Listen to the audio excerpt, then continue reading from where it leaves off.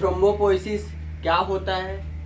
इसके पहले वीडियो में हमने ल्यूकोपोइसिस के बारे में पूरा डिस्कस किया है। आज के इस वीडियो में हम थ्रोम्बोपोइसिस क्या होता है उसके बारे में पूरा डिस्कस करेंगे। तो वीडियो को बिना स्किप किए हुए लास्ट तक देखिएगा। चलिए बिना किसी देरी के आज का वीडियो स्टार्ट करते हैं। तो थ्रोम्बोपोइसिस वर्ड का मतलब क्या होता है। सबसे पहले हम जानते हैं थ्रोम्बोपोइसिस वर्ड का मतलब क्या होता है। उसका मतलब होता है ये प्लेटलेट का टर्मिनोलॉजी होता है। किसका होता है?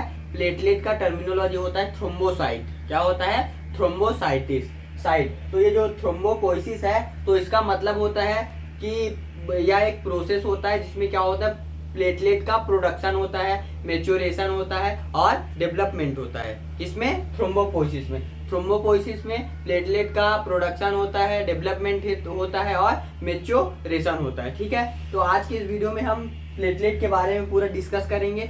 तो क्या होता है, जो हमारी किडनी क्या करता है, थ्रोम्बोपोएटिन नामक क्या करता है, थ्रोम्बोपोएटिन नामक हार्मोन को रेगुलेट करता है। किसको रेगुलेट करता है?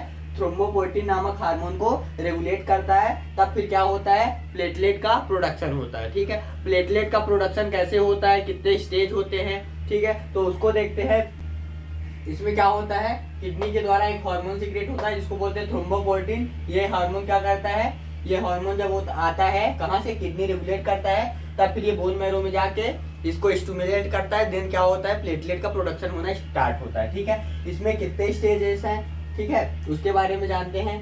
ठीक है, तो इसमें पहला स्टेज है मेगा कैरियोब्लास्ट। पहला कौन सा स्टेज है? Mega karyoblast. ठीक है, दूसरा स्टेज है प्रो मेगा कैरियोसाइट। क्या है?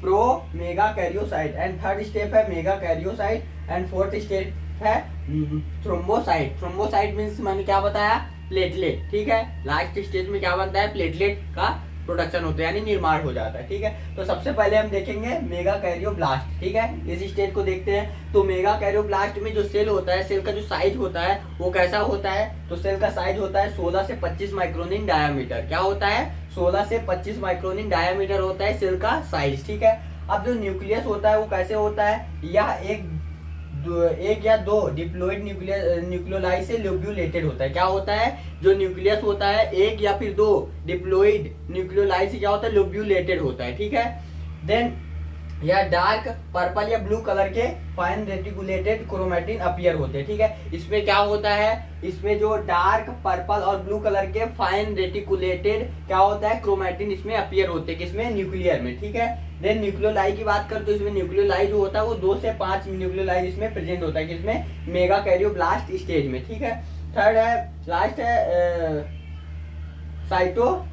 साइटोप्लाज्म। सॉरी, यहाँ पे ब्लास्ट लिख गया था, क्या होगा, साइटोप्लाज्म। ठीक है, साइटोप्लाज्म कैसे होता है, वो होता है scanty grace blue colour with occasionally vacuoles. क्या होता है, इसमें स्कैंटी दिखता है, ग्रेस ब्लू कलर का दिखता है और इसमें साथ में क्या होता है, ओकेजनली वैक्यूल्स प्रेजेंट होते हैं। ठीक है, छोटे छोटे क्या होते हैं, वैक्यूल इसमें प्रेजेंट होते हैं। किसमें? मेगा कैरियोब्लास्ट में। ठीक है, अब नेक्स्ट स्टेज देखते हैं, प्रो मेगा स्टेज है प्रो मेगा कैरियोसाइट। ठीक है, इस स्टेज में क्या होता है, जो सेल का साइज होता है वो बढ़ जाता है। कितना हो जाता है, 20 से 45 माइक्रोन इन डायामीटर हो जाता है। कितना हो जाता है, 20 से 45 माइक्रोन इन डायामीटर हो जाता है। सेल का साइज जो होता है वो बढ़ जाता है। ठीक है, और जो न्यूक्लियस है वो कैसे होता है, कोर्स लोब्यूलेटेड विथ पर्पलिश क्रोमैटिन। क्या होता है, इसमें कोर्स लोब्यूलेटेड होता है न्यूक्लियस, साथ में पर्पलिश क्रोमैटिन देखने को मिलता है, अपीयर होता है। ठीक है, और न्यूक्लियोलाई इसमें कैसे होते हैं, तो इसमें न्यूक्लियोलाई 1 से 2 न्यूक्लियोलाई इसमें प्रेजेंट होते हैं। किसमें? प्रो मेगा कैरियोसाइट स्टेज में। ठीक है, अब साइटोप्लाज्म देखिए, साइटोप्लाज्म जो होता है वो स्लाइटली पॉलीक्रोमैटिक पर्पलिश कलर का दिखाई देता है। कैसे दिखाई देता है, स्लाइटली पॉलीक्रोमैटिक पर्पलिश कलर का दिखाई देता है। और इसमें क्या होता है, साथ ही साथ इसमें ओकेशनली एजरोफिलिक ग्रेन्यूल्स भी प्रेजेंट होते हैं। क्या प्रेजेंट होता है, ओकेशनली एजरोफिलिक ग्रेन्यूल्स भी इसमें प्रेजेंट होते हैं। अब देखिए तीसरा स्टेप है मेगा कैरियोसाइट। ठीक है, इस स्टेप में सेल का जो शेप होता है, ठीक है, ये जो होता है मेगा कैरियोसाइट जो होता है यह पूरे ब्लड में सबसे बड़ा होता है। क्या होता है, ये पूरे ब्लड सेल्स में सबसे बड़ा सेल होता है। कौन सा? Mega karyocyte. ठीक है, ये जो होता है इसका जो शेप होता है वो इरेगुलर होता है। कैसा होता है? इरेगुलर होता है। और स्यूडोपोडल प्रोजेक्शन होता है। कैसे होता है? इरेगुलर होता है और स्यूडोपोडल प्रोजेक्शन होता है किसमें? मेगाकैरियोसाइट में इसका शेप जो होता है। ठीक है, अब साइज की बात करें तो सबसे बड़ा बोला मैंने, क्या बोला कि ब्लड सेल्स में सबसे बड़ा होता है। तो इसका साइज जो होता है वो 30 से 90 माइक्रोन इन डायामीटर होता है। कितना होता है? 30 से 90 माइक्रोन इन डायामीटर होता है। ठीक है, अब न्यूक्लियस देखें तो न्यूक्लियस इसमें लार्ज पर्पल क्लम्प्ड क्रोमैटिन होता है। कैसे होता है? लार्ज, लार्ज मतलब बड़ा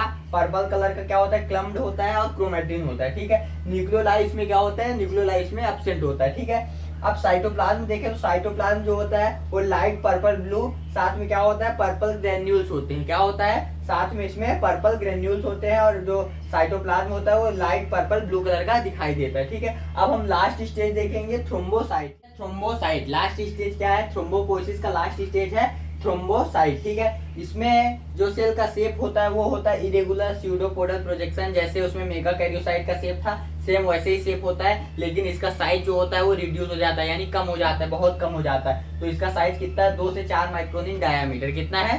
2 से 4 माइक्रोन इन डायामीटर। और न्यूक्लियस जो होता है इसमें से हट जाता है, यानी एब्सेंट रहता है इसमें न्यूक्लियस, और न्यूक्लियोलाई भी इसमें एब्सेंट होता है। ठीक है, और साइटोप्लाज्म जो होता है वो पेल ब्लू कलर का दिखाई देता है, साथ ही साथ पिंक रेड एजिरोफिलिक ग्रेन्यूल्स भी दिखते हैं। ठीक है, जो साइटोप्लाज्म होता है वो पेल ब्लू कलर का दिखाई देता है, साथ ही साथ पिंक रेड कलर का एजिरोफिलिक ग्रेन्यूल्स प्रेजेंट होते हैं किसमें? साइटोप्लाज्म में, थ्रोम्बोसाइट में। ठीक है, थ्रोम्बोसाइट मींस प्लेटलेट। ठीक है, तो आज के इस वीडियो में हमने थ्रोम्बोपोइसिस को पूरा कवर कर लिया। तो हमने हीमोपोइसिस का पूरा टॉपिक को कवर कर लिया। तो अगर आपको वीडियो अच्छा लगा तो वीडियो को लाइक कर दे, चैनल पे नए हैं तो चैनल को सब्सक्राइब कर दे। थैंक यू, जय श्री राम।